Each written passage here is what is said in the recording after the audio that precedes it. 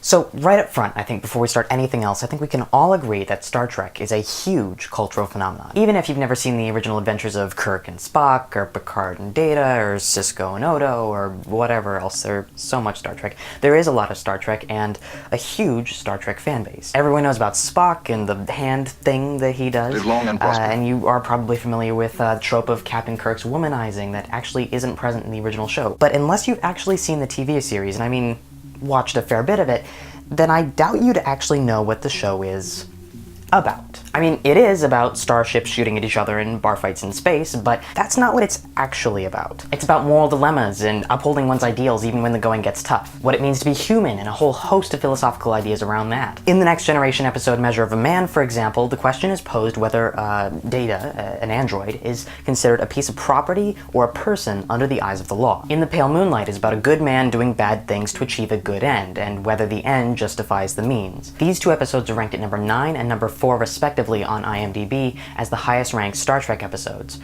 This is when Star Trek is at its best, or, well, best. And yet, these stories don't really have very wide mass audience appeal. Would you watch a show called Moral Dilemmas in Space? Doesn't exactly sound enthralling, and yet that's basically what Star Trek is. Well, I was thinking that when we get back to the station, I'll have to run a level 1 diagnostic on the phase coil generators. So when Gene Roddenberry, the creator of Star Trek, went to NBC to pitch the idea in the 1960s, it was turned down. They wanted nothing to do with it. They said it was too complicated for viewers' tastes of the time. They said it was too cerebral. And they were right. The pilot episode was pretty good science fiction, but the TV executives knew it wouldn't exactly go over well with general audiences. So they rewrote the pilot and got Captain Kirk to get into a fist fight with a godlike character with telekinetic powers. They changed the show to be more like the westerns of the age, and it paid off. Roddenberry hated it, but that's what got a show on the air. It went on to air for 3 seasons before being cancelled in 1969 due to poor viewership numbers. That's right, while Star Trek had a huge following among predominantly male, predominantly young audiences, and got more fan mail than any other show the network produced aside from the Monkees, it failed to capture the mass audience that NBC wanted for the show, and it was cancelled 3 years into its run. Oh well, Star Trek faded into obscurity and was never heard about again. Of course, that's not what happened. That's what would have happened if not for all the fans that were writing that aforementioned fan mail. Some preferred the intellectual parts, and some preferred the more action-y bits, but the combination of the two is what made Star Trek so popular among that predominantly young, predominantly male, very vocal, but kind of small fan base. In the following years, the fan base grew, and a few major motion pictures were made continuing the Star Trek story.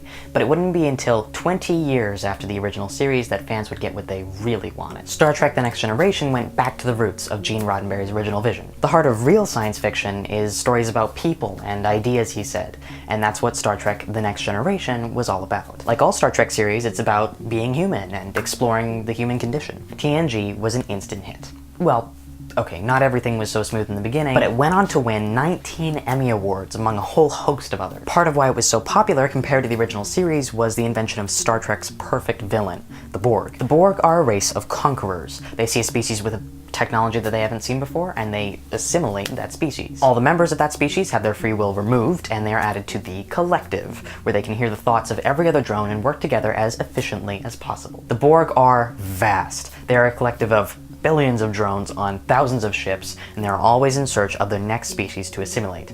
This is evident in their boilerplate standard greeting. We are the Borg. Lower your shields and surrender your ships. We will add your biological and technological distinctiveness to our own. Your culture will adapt to service us. Resistance is futile. That's some pretty heavy existential horror. Everything that makes you human will be discarded and thrown in the trash and just kind of whatever, you don't need that anymore. This is what makes the Borg Star Trek's perfect villain. For a show about exploring the human condition, an enemy that strips you of everything that makes you human is really thematically fitting. More so than, say, some guys with pointy ears that just hate you. It's a fake! Discovery, the newest Star Trek show, changes a lot about the Star Trek formula. Some say it's too dark, or too serialized, or too edgy, but what it is different. And it's also doing quite well. 9.6 million people tuned into its premiere last year, and that's not even including international or streaming views. It has the highest ranked first season on IMDb of any previous Star Trek TV series since the originals.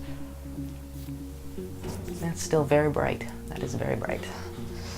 I am very bright. I'm a very bright man. It focuses more on action than on sci-fi. It goes where no other Star Trek series has gone before and back in an instant.